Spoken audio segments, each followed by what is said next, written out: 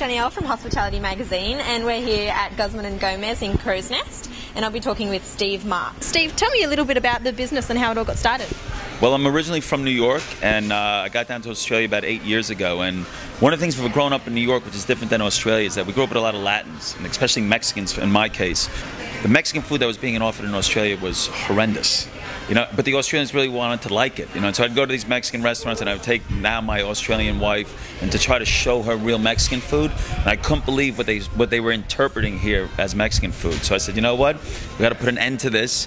And what we did is we basically brought in chefs from Mexico. I sourced all the real ingredients that were essential to Mexican cooking, like chipotle chilies and guajillo chilies and tomatillos, and we put a lot of time and passion into it, and I thought, what a better way than to name it after two of my buddies I grew up with, a guy named Luis Guzman and a guy named Mike Gomez, hence the name Guzman y Gomez. And we've been going for about 6 years now, and we have 8 stores and plan on building about 7 to 10 more this year. And we employ mostly Latin staff, and it's I think when people walk into GYG now, it's they're surprised how good the food is, but how great the customer service is as well, which is a lot of fun.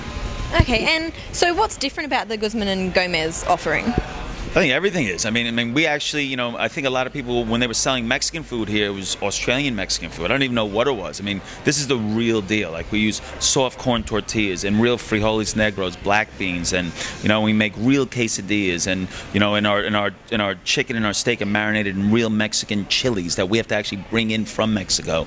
And I think we sort of raised the level to what Mexican food is now in Australia, and I think a lot of people have been inspired by that. And I think there's been a bit of a stigma in Australia that Mexican's quite unhealthy food. How are you guys dealing with that at the moment? But a lot of it's about education. So it's taken us, I think I overestimated the knowledge that Australians had of Mexican food. And the Mexican food that they were used to was refried beans, tons of sour cream, tons of cheese, and that's not Mexican food. I mean, for us, all of our kitchens are wide open. You'll see always, baskets full of avocados, and everything's fresh. Our chicken's grilled fresh, our steak's grilled fresh. We make, avocado 2-3 times a day. Our fresh pico de gallo salsa, which is onions, tomatoes, coriander. There's no microwaves. Nothing comes out of a can. And I think people actually realize that because there's a theater of the kitchen going on, and people can actually see it. And the surprising thing with Mexican food, our Mexican food, is that 60% of the people that come in are women. And I think, women, people see women eating it, and they sort of figure that it must be healthy, And we've also gone out with a nutritional campaign, basically being completely transparent of what we do, just to showcase that. And there are quite a few Mexican chains opening up and Mexican restaurants popping up across the country. How are you guys planning to deal with that competition?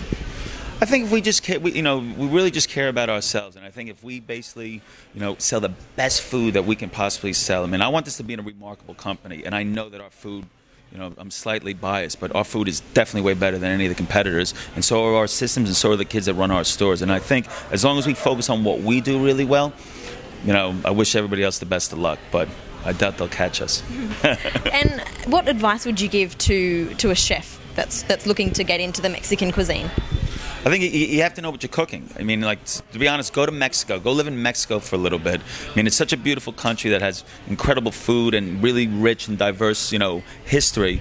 But to me, you gotta love it. I love GYG more than anything, and I love what we stand for on a social side. I love our food more than anything. The kids that work here.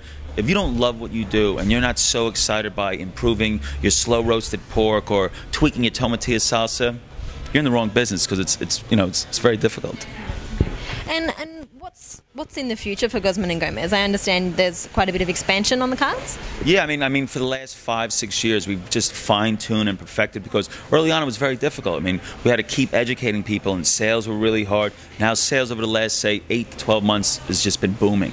And now we basically, because we struggled so hard early on, our systems are really, really tight. So now all of a sudden, as we go from 8 to hopefully 18 stores by the end of this year, we're ready for it. And we built ahead of the curve. We have really good management in place. And who knows? All we really care about is that we find the next store, we find a great location, and we do it really well. And then, and let it grow from there.